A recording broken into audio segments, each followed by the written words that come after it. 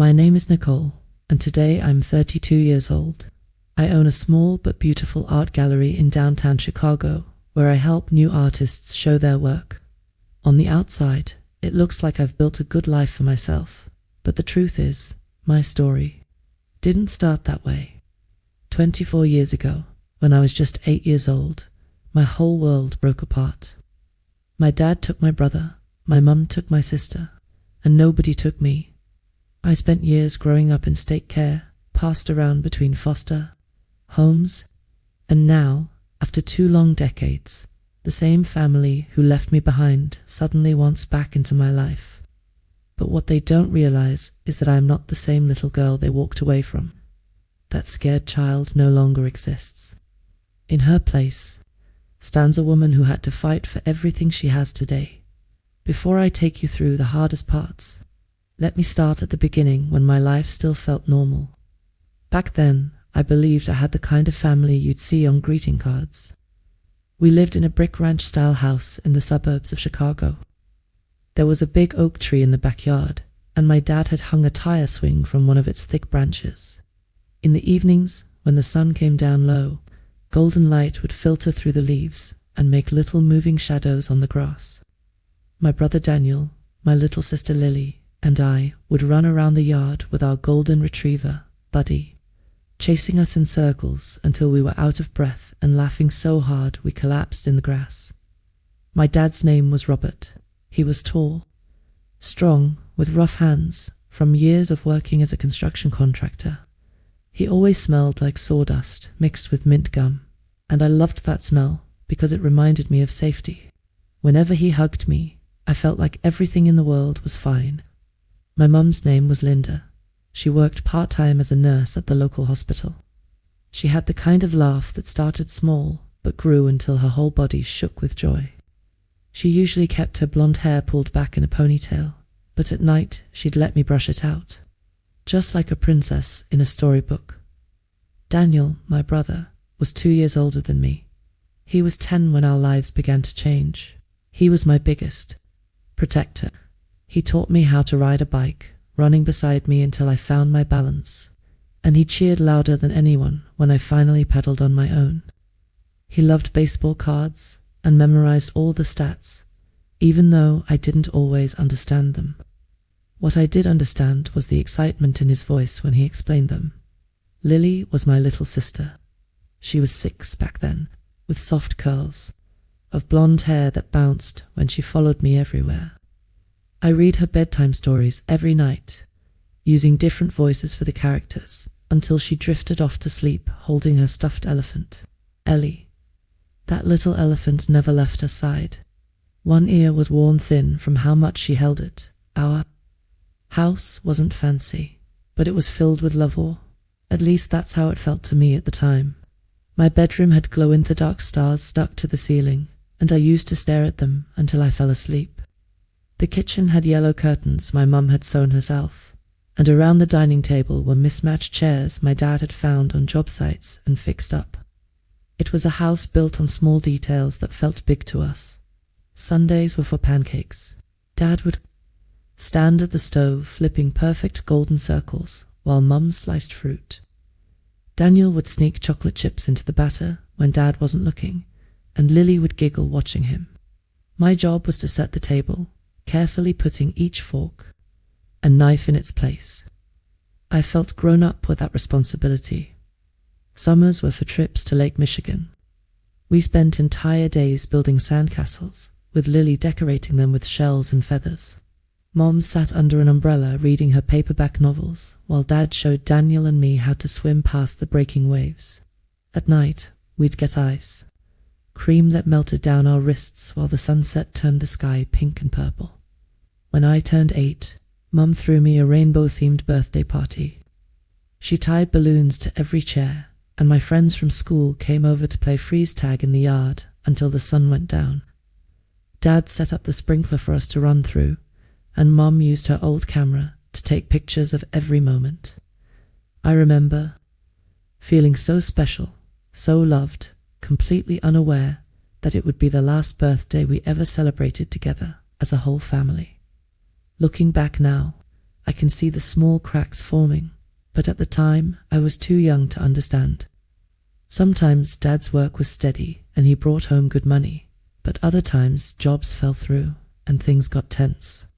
Mum tried to hide her worry, but I noticed the tight smile she wore when bills came in the mail. But children don't usually notice those things unless they're impossible to ignore, and for a long time our home still felt safe. We had game nights where Dad would jokingly accuse Mom of cheating at Monopoly. We had weeknight dinners where we all shared the best part of our day. Mum kissed each of us on the forehead before school, leaving a faint smell of her flowery perfume behind. All those little moments built the foundation of my world, I believed. It was as solid as the brick walls of our house. But I didn't know foundations could crack. I didn't know that even a home full of love could collapse. I couldn't have imagined a future where the 5 of us would become strangers, or that I would be the one left behind when everyone else moved on. The first real crack came when Dad lost a big construction job he had been counting on. I remember the night clearly. He came home late, his face pale with defeat. Mum sent us kids to the basement, but we could hear their voices rising through the floor. "How could you risk everything on one job, Robert?" Mum's voice was sharp and angry. "It was supposed to be a sure thing, Linda. How was I supposed to know they'd hire someone else?" Dad shouted back. That night, Mum cried in their bedroom, muffling her sobs with a pillow, while Dad slept on the couch. Breakfast. The next morning was silent, the air heavy with tension. After that, Mum picked up extra nursing shifts. She was gone before we woke up, and sometimes didn't come home until after we were in bed. The house felt emptier without her. Dad tried to fill the gap, but he was distracted, always on the phone looking for new work while unpaid bills piled. Up on the counter, one night I overheard him whispering into the phone, "I don't know how we're going to make the mortgage this month. The savings are gone, and Linda's extra shifts barely cover the utilities." Hearing that fear in his voice made my stomach twist. Daniel started pulling away. He spent more time alone in his room and even quit his baseball team. Lily had nightmares about monsters under her bed. I comforted her as best I could, even though I was starting to lose faith myself.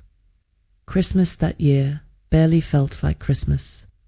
No tree, no presents, just a small dinner Mum cooked between shifts. Dad and Mum hardly spoke, and Daniel picked at his food while Lily kept asking when Santa was coming. In January, my grandparents visited. I overheard them offering help, but Dad refused, his pride too strong. After that, he started drinking more.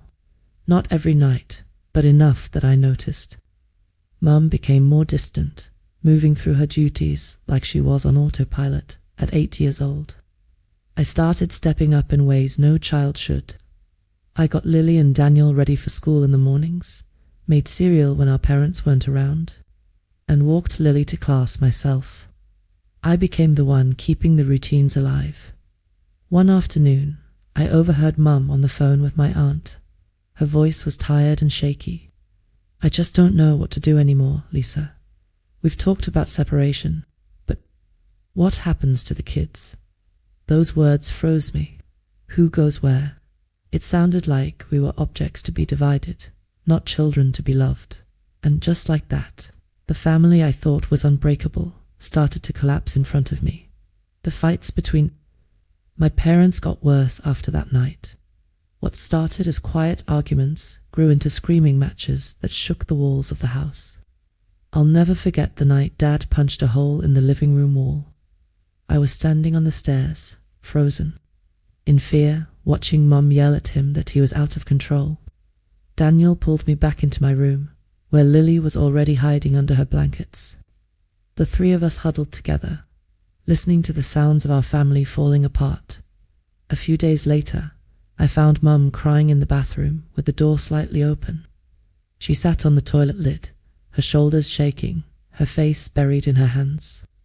I wanted to go to her, the same way I comforted Lily when she had nightmares, but I stopped myself. Something told me this was too big for me to fix, so, Instead, I tried to distract Daniel and Lily. I made up scavenger hunts around the house, built forts out of old sheets in the basement, and invented silly games. I thought if I could keep us busy, maybe we wouldn't notice the cracks spreading through our family. But deep down, I knew the truth. Something had broken between Mum and Dad, and it wasn't going to heal. Soon after, Dad moved into the basement guest room. Even though we were still under the same roof, it felt like we were already living in two different homes. At night, I would lie awake listening for any sign that they were working things out. But all I ever heard was silence. Then one day, everything changed. I was digging around in Mum's purse for a piece of gum when I found papers I didn't understand at first. Divorce papers, custody agreements, words like dissolution of marriage written across the top. My chest tightened as I realized what it meant. This wasn't temporary. Our family wasn't just fighting, it was ending. That night, I sat quietly on the stairs after bedtime and listened as Mom and Dad talked about where we kids would go. Dad's voice was firm. Daniel should come with me. He needs a father's influence at his age. Mum didn't argue. Fine. But Lily stays with me. She's too little to be without her mother. And then they moved on to other things. Money, schedules, bills. My name never came up. Not once.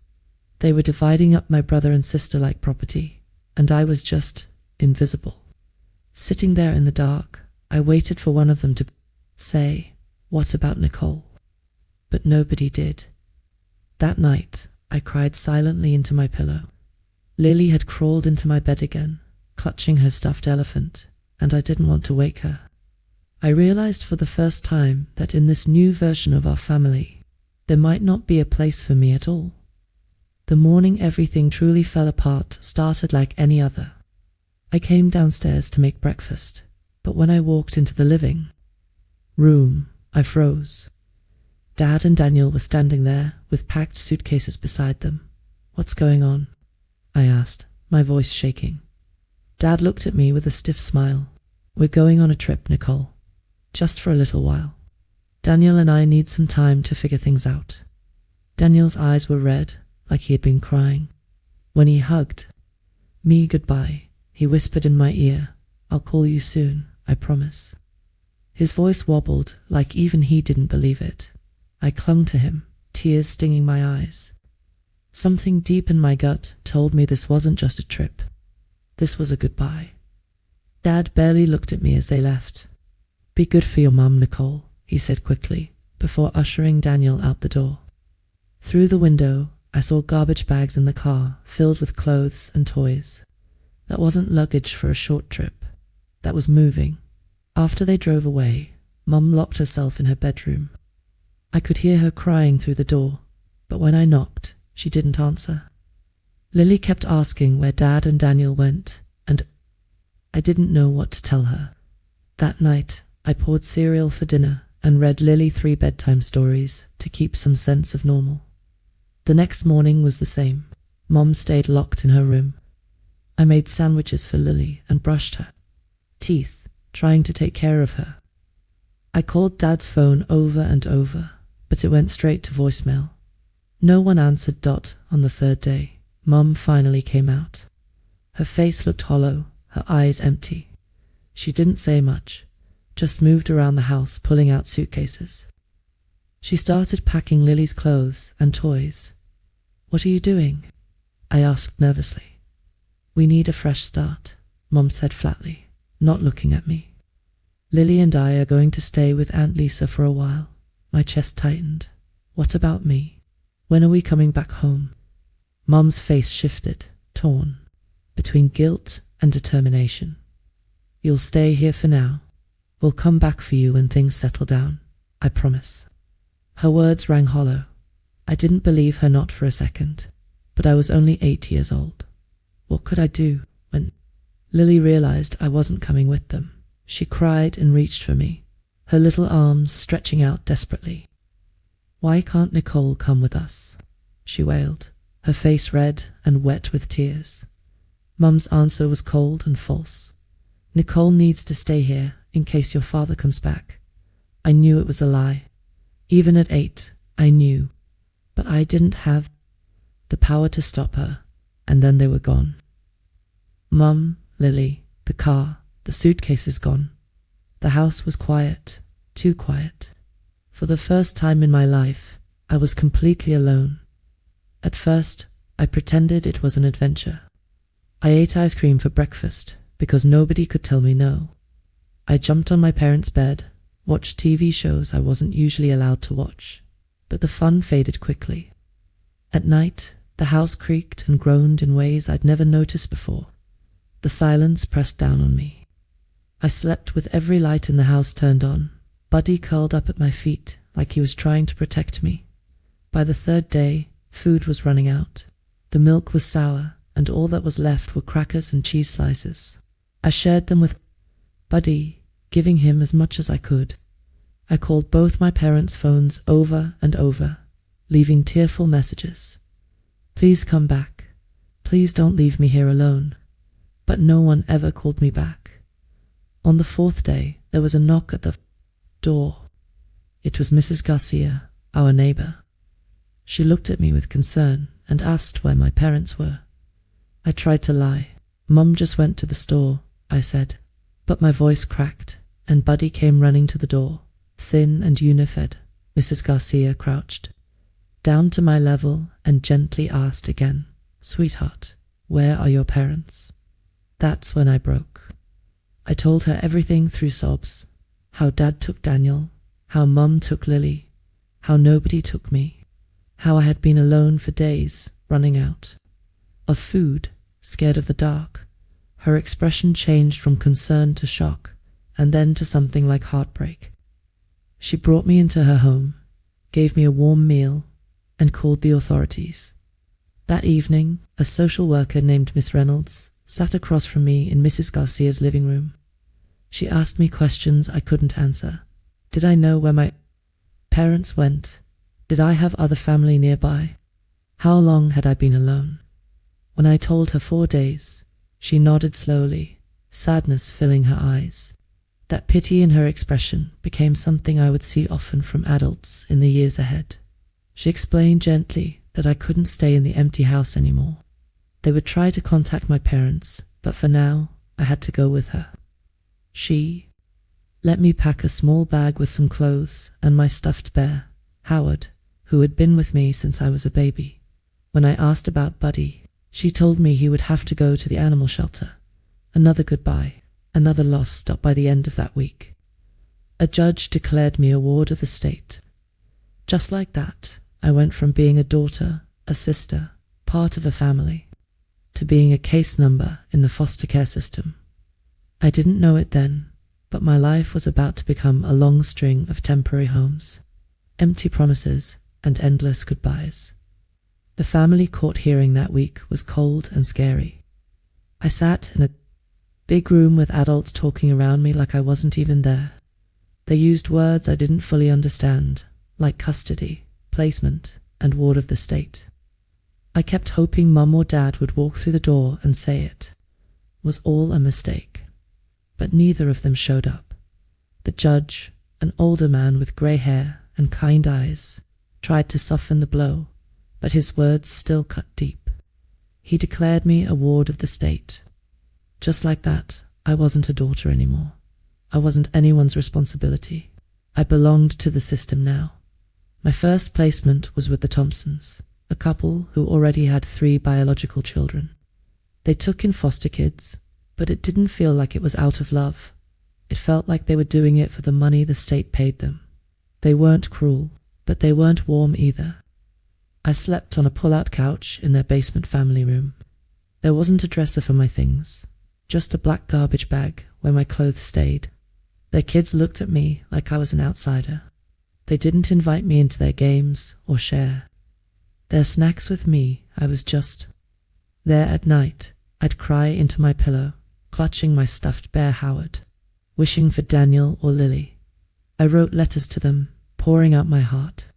I told Daniel how much I missed him, asked Lily if she was taking care of Ellie the elephant, begged them both to write back. I sent the letters to Aunt Lisa's house, the only address I knew. Weeks later, they came back with big red stamps.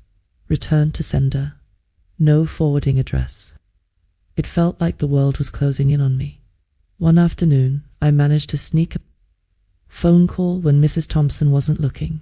I dialed my dad's number, my heart racing. A woman answered. "Can I speak to my dad, Robert?" I asked quickly, hopeful. "Who is this?" she snapped. "It's Nicole, his daughter." There was a pause. Then she sighed. "I'll tell him you called." And then she hung up. He never called me back. I tried Aunt Lisa's number too. Sometimes she answered, but her voice was always vague and uncomfortable. "Your mum is going through a lot right now," she would say. Or, "They'll reach out when they're ready." But nobody ever did. As months passed, I learned that both my parents had moved out of state. Dad had taken Daniel to Wisconsin, where he found work. Mum had taken Lily to Indiana to live with Aunt Lisa until she could get back on her feet. Neither of them left contact information with the agency. Neither came to court. Neither asked about me. 6 months into my stay with the Thompsons, I finally got something, a birthday card from Daniel. It had been forwarded multiple times and arrived. Weeks late, but when I opened it, my heart leapt. Inside was a simple message. "Happy birthday, Nicole. Miss you, Daniel." No return address, no phone number, nothing I could use to reach him. But just seeing his handwriting, knowing he was alive and thinking of me, meant everything. I kept that card under my pillow until it fell apart from being held too often. One evening, Mrs. Thompson found me crying over the tattered remains of it. She patted my back awkwardly and said, "Sometimes families just can't stay together. But you're safe here, and that's what matters." But it didn't feel safe, because soon after, the Thompsons told the agency they wanted to focus on their biological children. And just like that, I was packing my garbage bag again. I moved to the Ramirez family next. They already had 5 foster kids living in a cramped 3-bedroom house.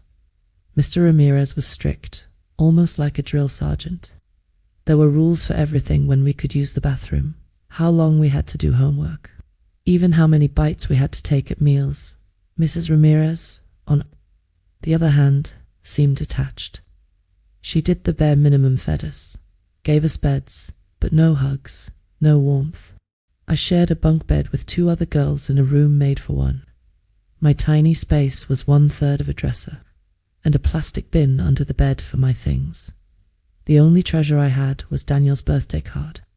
I pressed it between 2 pieces of packing tape so it wouldn't crumble anymore. That little piece of paper carried my hope.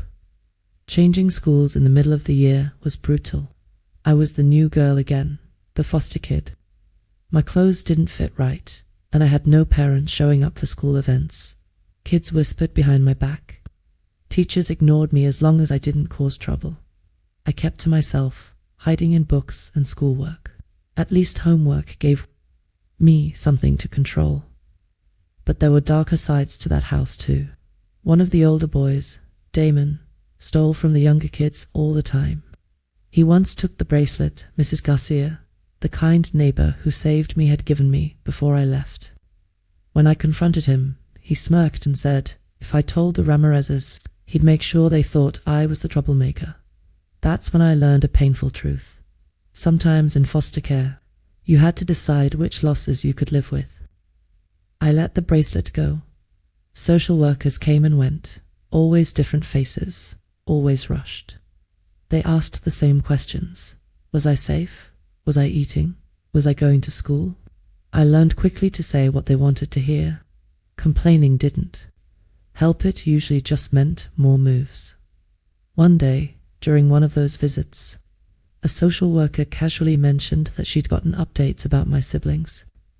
Daniel was playing baseball in Wisconsin. Lily was taking dance classes in Indiana. They were thriving. I was surviving. That contrast nearly broke me. After 8 months, the agency moved me again. This time, I went to the Williams family. At first, they seemed perfect. They lived in a tidy suburban home. Mrs. Williams baked cookies after school. Mr. Williams coached Little League. For the first time in years, I had my own room with a bed, a dresser, and a desk. I dared to hope. Maybe this was it. Maybe I'd finally found a place where I could belong. But I was wrong. Behind closed doors, Mrs. Williams was nothing like the warm homemaker she pretended to be. She was sharp with her words, always criticizing me. "Why can't you make your hair look neat?" she'd snap. "Stand up straight, you look like a hunchback. Your grades should be higher. No wonder your parents didn't want you." She said these things with a smile in front of others, careful never to cross the line into something that would get reported. Her words cut deeper than any slap could have. Slowly, I learned to make myself invisible. I spoke only when spoken to, stayed out of sight, and anticipated her needs before she said them. At night, I lay awake, planning how to avoid criticism. The insomnia drained me, and my grades began to slip, which only gave her more reasons to tear me down. A year later, I was moved again, this time to the Jacksons, and that placement would turn out to be the worst of them all. When I was moved into the Jacksons' house, I didn't know things could get worse. But they did. Mr. Jackson was rarely home. He worked night shifts at a factory. Mrs. Jackson, though, was the one in charge, and she treated foster kids like business. We weren't children to her. We were checks from the state. Food was rationed, like we were prisoners. She measured how much we could eat, and snacks were forbidden. If you broke a rule, even a small one, she punished you by locking up the fridge and cupboards. I'll never forget the Thanksgiving when I got scolded for eating too much at dinner. That night, she locked the refrigerator for the entire weekend. We went hungry while she bought herself new clothes. At 14, I was starving, hungry for food, but also hungry for care, for someone to actually see me. I couldn't take it anymore. One cold night, I grabbed my small bag and ran away. I didn't have a plan. I just knew I had to get out. For 3 days, I slept on park benches. I stole small things from convenience stores, bags of chips, candy, bars, just to survive. My body shook with fear every time I saw a police car, but deep down, I wanted someone to find me, and they did. On the 3rd night, the police picked me up and returned me to the foster care system. The Jacksons didn't want me back after that. "She's too much trouble," Mrs. Jackson told the caseworker. Her words stung. I wasn't even worth the effort of taking back, so, once again, I was placed in a temporary home while they figured out where to send me next. By then, I was tired of moving, tired of garbage bags filled with my few belongings, tired of saying goodbye before I could even settle in. It was during that time that a teacher at my high school noticed something in me no one else had bothered to see. Her name was Miss Rivera, my guidance counselor. She noticed my test scores, which were higher than most kids, even though my attendance and grades didn't always show it. "You're smart, Nicole," she told me one day, looking me straight in the eyes. "Really smart, and that brain of yours. It's your ticket out of all this." No one had ever said that to me before. Not once. Not my parents. Not foster parents. No one. Around the same time, I got placed in a new home. This time, it was with Miss Harriet, an older single woman who had fostered dozens of teenagers over the years. She wasn't overly affectionate, but she wasn't cold either. She treated me like a person, not a paycheck. Her house was simple but warm. Bookshelves lined the walls, and she kept a routine that never changed. Dinner was at 6, homework until 8, reading time until 9:30, lights out at 10. On my first night there, she told me, "I don't expect you to call me Mum. I'm not here to replace anyone. But while you're under my roof, you'll have respect, stability, and opportunities. What you do with them is up to you." It was the first time in years I felt like I had ground beneath my feet. Miss Harriet noticed that I was always doodling in the margins of my notebooks. Instead of scolding me for not paying attention, she bought me sketch pads and pencils. She gave me the tools to turn my scribbles into real drawings. I spent hours in my room, sketching everything I couldn't say out loud, my anger, my sadness, my longing. She never asked me to explain, but she hung some of my best pieces in the hallway. It was her quiet way of telling me she saw me. Meanwhile, Miss Rivera kept pushing me academically. She encouraged me to take harder classes, helped me apply for scholarships meant for foster kids, and reminded me again and again that I was capable of more than just surviving. For the first time since my family had broken apart, I began to imagine a future beyond just making it through the next placement. I began to picture something better, but life wasn't done testing me yet. During my senior year of high school, Miss Harriet got sick. She sat me down one Sunday morning at breakfast and told me plainly, "The doctors say I have cancer. 6 months, maybe less." My heart dropped. She wasn't just another foster parent.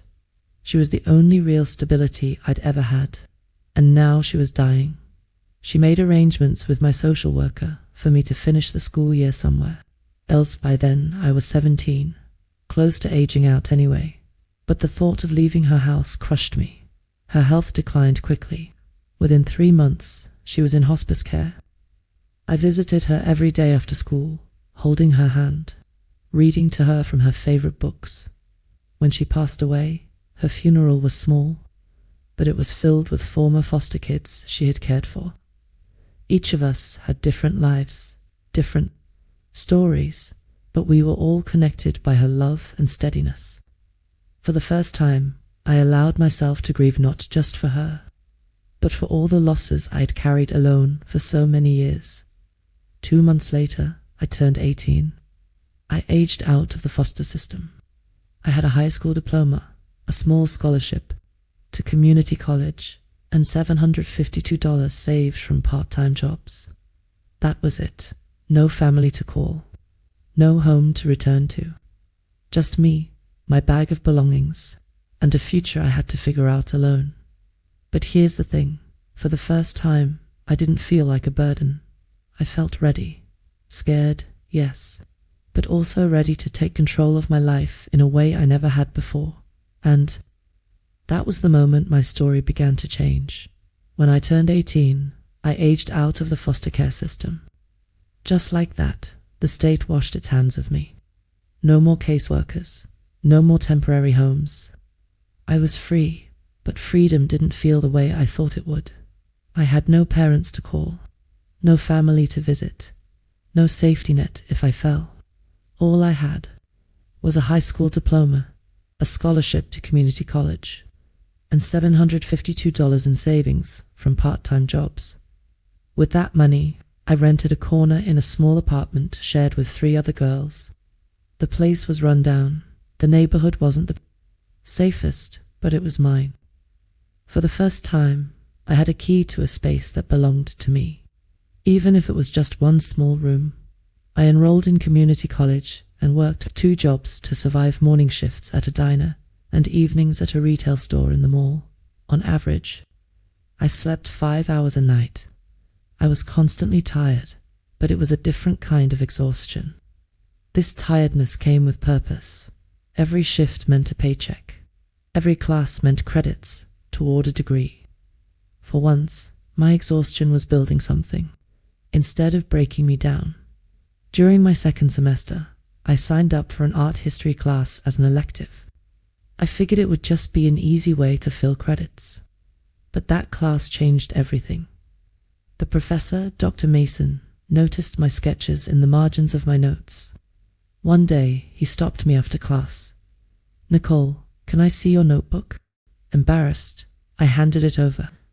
He flipped through the pages, his eyebrows lifting as he studied my drawings. "You have a natural eye for light and composition," he said. "Have you ever considered studying art seriously?" I shook my head.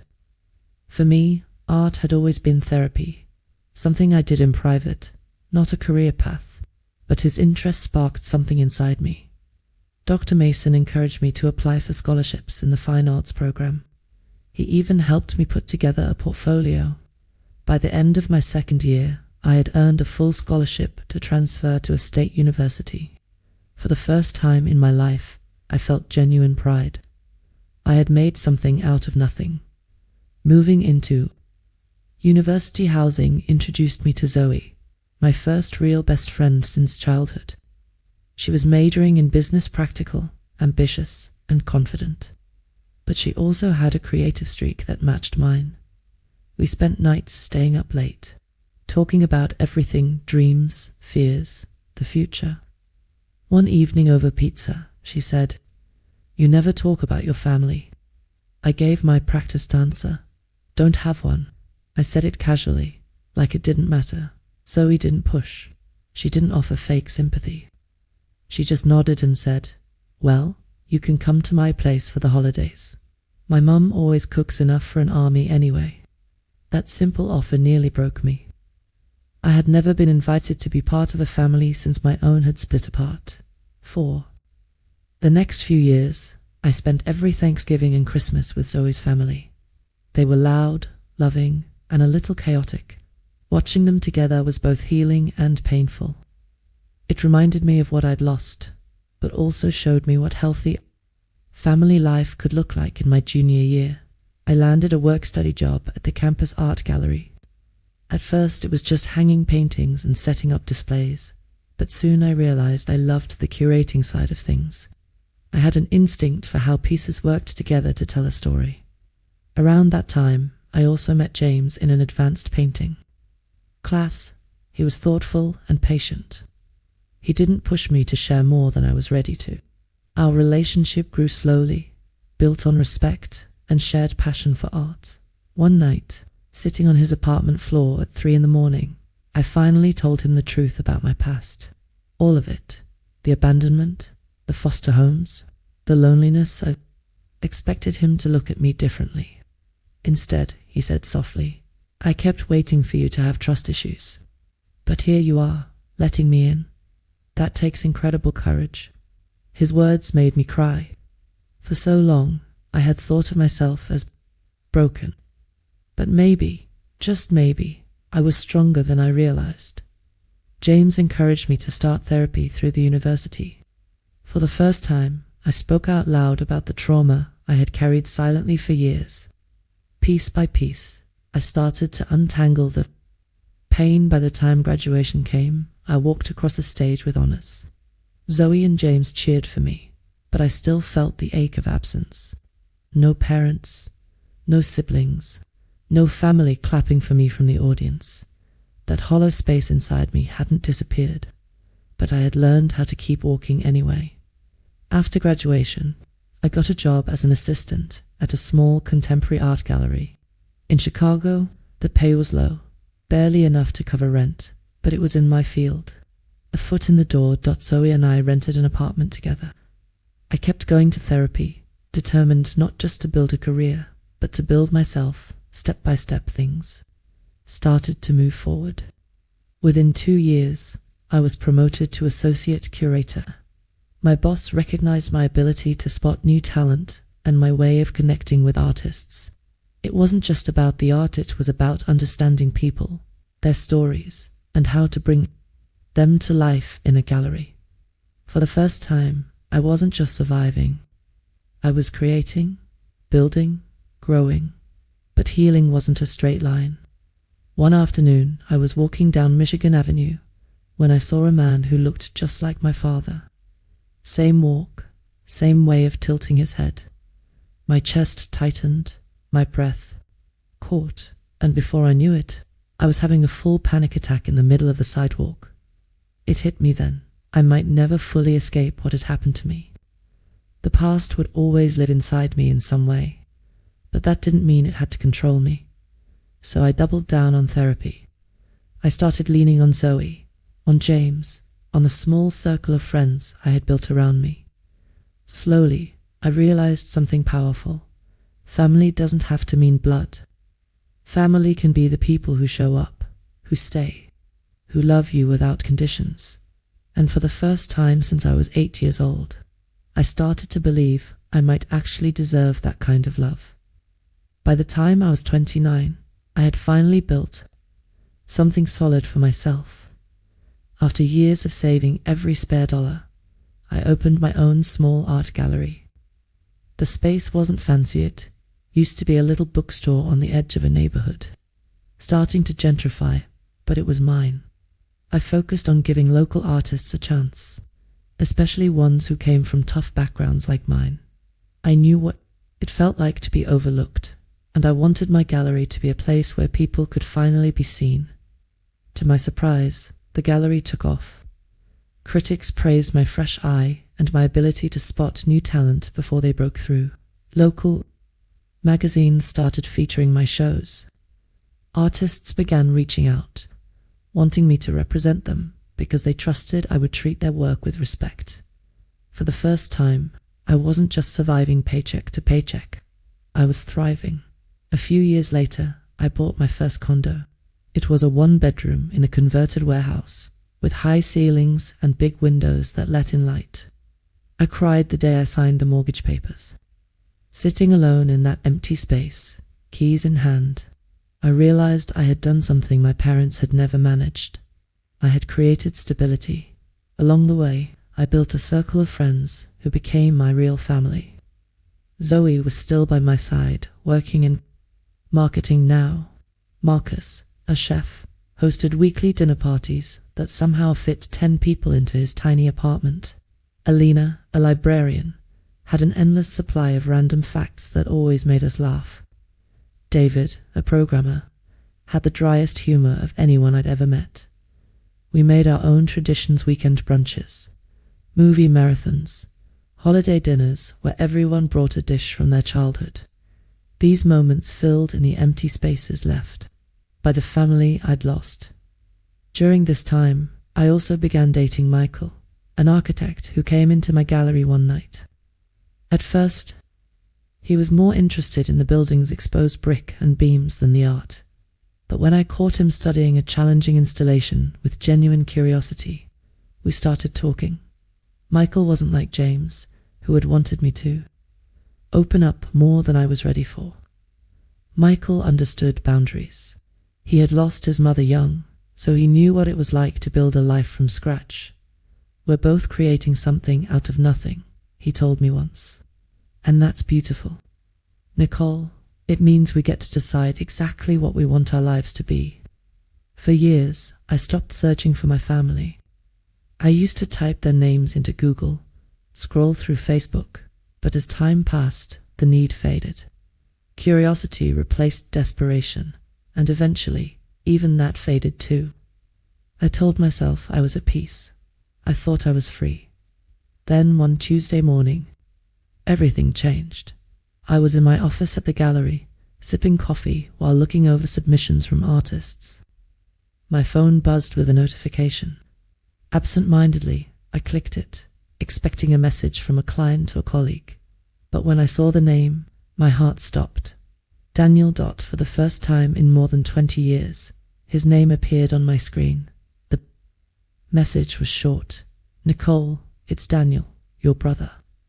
I don't know if you remember me, but I've been looking for you for years. I just found your gallery online. Can we talk, please?" The coffee cup slipped from my hand and shattered on the floor. Hot liquid splashed my ankles, but I didn't feel it. I just stared at the words. Frozen. My assistant rushed in, worried, asking if I was okay. I couldn't even answer. 2 days passed before I could bring myself to reply. I talked to my therapist. I talked to Michael. I talked to Zoe. Everyone had an opinion. Some said I should hear him out. Others warned me to protect myself. Finally, I wrote back, "I remember you. We can talk." He sent his phone number right away. When I called, his voice was deeper, but the rhythm of it was the same. He sounded older, wiser, but also nervous. "I can't believe I found you," he said, his voice thick with emotion. "I've been searching on and off for years." "Why now?" I asked. My voice was steadier than I felt. The story spilled out slowly over several phone calls. Daniel was married with 2 kids. He worked as an engineer in Wisconsin, not far from where Dad had first taken him. He admitted that when we were kids, Dad had forbidden him from contacting me. He said it would be too confusing. That clean breaks were better, Daniel explained.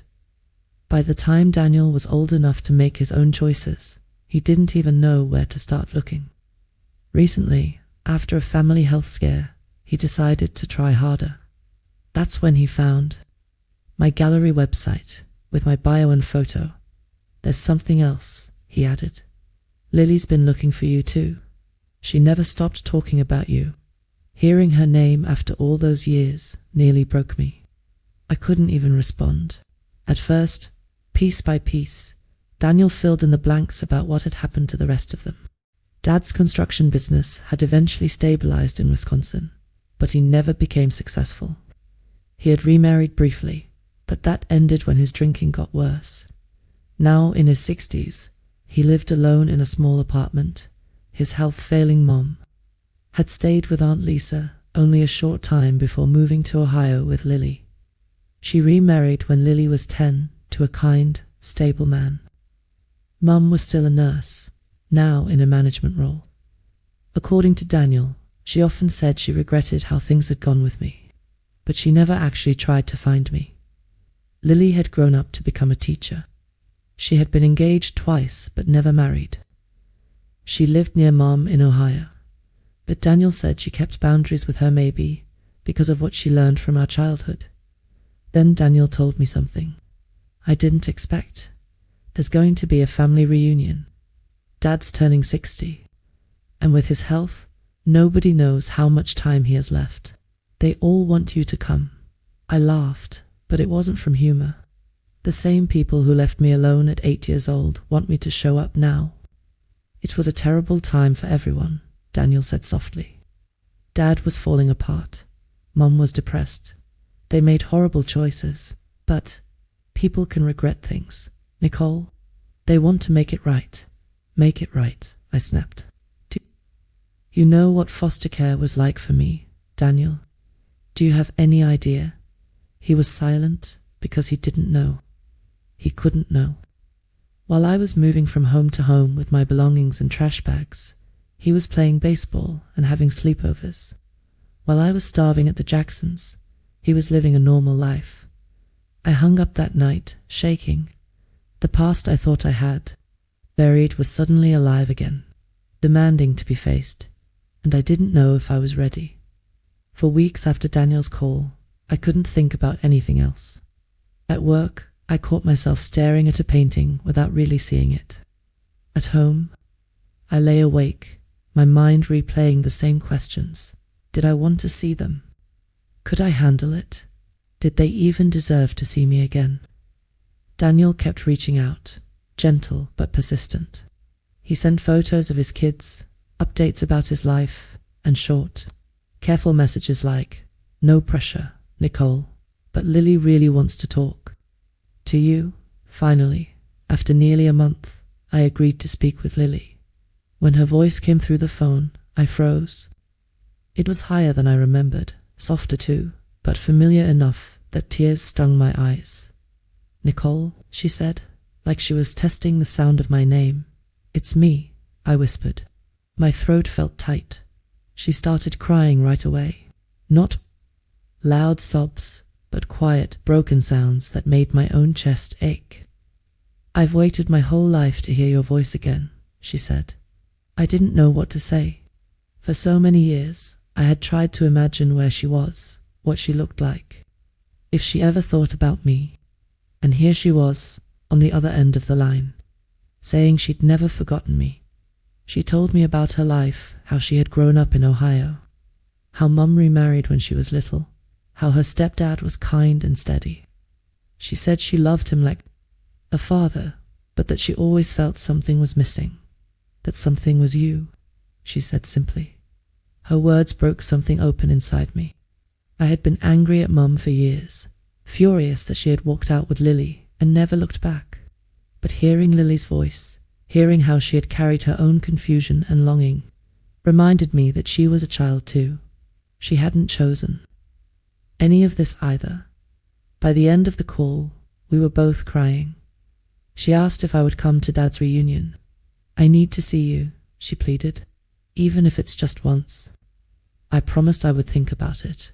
When I told Michael, he squeezed my hand and said, Nicole, you don't owe them anything. Not a single thing.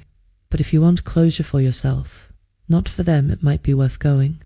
That word closure stuck. With me. So, after weeks of back and forth, I finally agreed. Daniel offered to buy my plane ticket, but I refused. If I was going, it would be on my own terms. The reunion was set for a Saturday at a rented hall in Wisconsin. The night before, I barely slept, my stomach twisted with anxiety. What would I say? What would they say? Would seeing me even matter to them? When I arrived the next day, my hands were shaking as I pushed open the doors. The room was full of people, cousins, aunts, uncles I hadn't seen since childhood. Conversations died mid-sentence as heads turned. I felt their eyes on me, a mix of surprise, curiosity, and something that looked a lot like guilt.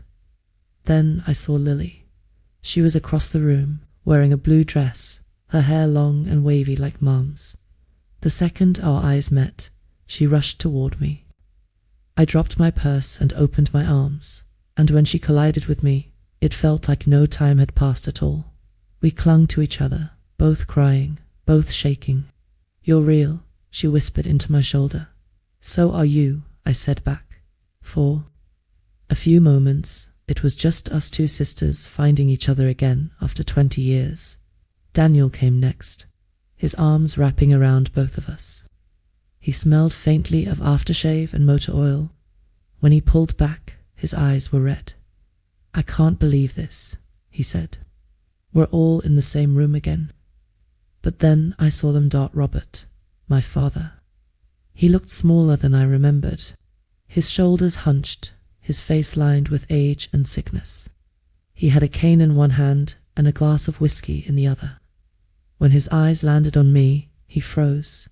And Linda, my mother, she was standing near the buffet table, dressed neatly, her hair streaked with grey. She looked healthier than Dad, but when she saw me, her face went pale. For a long time, nobody moved. Finally, Mum stepped forward. Nicole, she said, her voice trembling. You look beautiful. I didn't answer. My chest felt tight. Beautiful. That's what she had to say after abandoning me for 2 decades. Dad limped closer, leaning on his cane. I know I don't deserve it, he said hoarsely. But thank you for coming. Something inside me snapped. The anger I had, carried for so long, boiled over. Thank me, I hissed. You left me, both of you. You took Daniel. You took Lily. And you left me alone in that house for 4 days with no food until a neighbor found me. Do you have any idea what happened to me after that?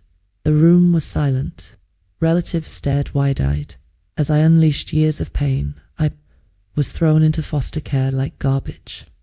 I lived in homes where I starved, where I was treated like a paycheck, where I was told my own parents didn't want me. I aged out of the system with no one. Not you, not Mum, not anyone. Do you have any idea what that does to a child? Mum started crying, her hands covering her face. Dad looked down at the floor, ashamed. I know, he whispered. I know I failed you. I thought I was doing what was best at the time. I thought dividing you up would make things easier. But I was wrong. God, I was so wrong. Best for who? I demanded. Because it sure as hell wasn't best for me. Mum stepped closer, tears streaming down her face. Nicole, I was depressed. I could barely take care of myself, let alone 3 children. I thought Aunt Lisa would help, but she told me she couldn't take you to EI. Told myself it was temporary, that I'd come back for you. But I never did. I failed you, and I've lived with that regret every day. Her words cracked something inside me. For years, I had imagined this moment, imagined what excuses they might give. But hearing her admit she failed me was both satisfying and devastating. I don't know if I can forgive you, I said quietly. Not today, maybe not ever. But I came here because I needed you to hear what you did. I needed you to know I survived in spite of you, not because of you." Dad's hands shook on his cane. Mum sobbed into a napkin. The room was heavy with silence. Lily reached for my hand, grounding me. Daniel put his arm around my shoulders. For the first time in 2 decades, I wasn't standing alone. And in that moment, I realized something. Forgiveness wasn't about letting them off the hook. It was about freeing myself. Whether I forgave them or not, I would still walk away with the life I had built, the family I had chosen, the strength I had earned. They could carry their guilt. I didn't have to carry it for them anymore. After the reunion, I drove back to my hotel in a fog. My emotions were all over the place: anger, sadness, relief, confusion. Seeing Mum and Dad again after more than 20 years had shaken me to my core. I didn't sleep that night. I sat by the window, looking out at the streetlights, replaying every word, every tear, every memory. Part of me wanted to slam the door on all of them forever. Another part of me, maybe the little girl inside who had once cried herself to sleep, still wanted answers, still wanted to feel like I mattered. Over the next few months, I stayed in touch with Daniel and Lily. We called once a week, sometimes just to check in, sometimes to talk about the past. Lily especially wanted to make up for lost time. She sent me old photos from her childhood albums, pictures where I was missing, but where she had written my name in the margins. "So I wouldn't forget you," she said. Daniel invited me to meet his kids. I was terrified the first time I went to Wisconsin, afraid of seeing Dad again, but I agreed. When his little boy ran up to me, yelling, "Aunt Nicole," like he had known me his whole life, my heart melted. For the first time, I felt like I belonged in a family again, because I was obligated, but because I was wanted. As for Mum and Dad, that was harder. Dad's health declined quickly after the reunion. His drinking had destroyed his liver. Within a year, he was in hospice. Daniel asked if I wanted to visit, to say goodbye. I hesitated for days. Did I owe him that? Did I want to see him one last time? In the end, I went not for him, but for myself. When I walked into his hospital room, he looked frail, almost unrecognizable. His eyes lit up when he saw me, and he whispered my name. "Nicole," he said, his voice raspy. "I'm sorry." I sat by his bed, holding his hand lightly. "No," I said, "but sorry doesn't erase what happened." He nodded weakly, tears sliding down his cheeks. "I hope one day you'll forgive me. But even if you don't, I want you to know I'm proud of you. You made a life. You survived." Those were the last words he ever spoke to me. He died 2 days later. When I left the hospital, I felt strangely calm. Not healed, not whole, but lighter. The little girl, who had waited at the window for her dad to come back, finally got to say goodbye. Mum was different. She wanted more from me, more conversations, more visits, more chances to be part of my life again. At first, I resisted. Every time I looked at her, I saw the woman who packed a suitcase for Lily and left me behind. But therapy helped me see her in a new light. She hadn't been strong. She hadn't been capable. She had failed me in the worst possible way. But she wasn't a monster. She was human, flawed, weak, broken. One afternoon, over coffee in Ohio, I told her plainly, "I can't rewrite what happened. I can't pretend you didn't abandon me, but I can choose how I carry it now. I don't know if I can forgive you fully, but I'm willing to try to have some kind of relationship moving forward." She cried, reaching for my hand. "That's more than I deserve," she whispered. And maybe it was, but it was what I could give without betraying myself. Lily became a real sister to me. We visited each other often, and she came to love my friends. In Chicago, at Thanksgiving one year, she brought a pumpkin pie to Marcus's dinner party, and Zoe joked, "Well, looks like Nicole finally let her family in." For the first time, it didn't sting. It felt true. Daniel and I stayed close too. His kids called me regularly, sending me drawings for my fridge. Being Aunt Nicole was healing in ways I hadn't expected. Every hug, every silly phone call, every crayon picture filled the cracks left behind by my own childhood. Looking back, I realized something important. Closure isn't about fixing the past. It's about making peace with it. My parents couldn't undo the years I spent in foster care. They couldn't erase the pain, the loneliness, the trauma, but I didn't need them to anymore. I had survived. I had built a life out of ashes.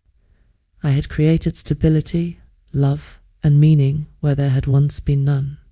And that's what family came to mean for me.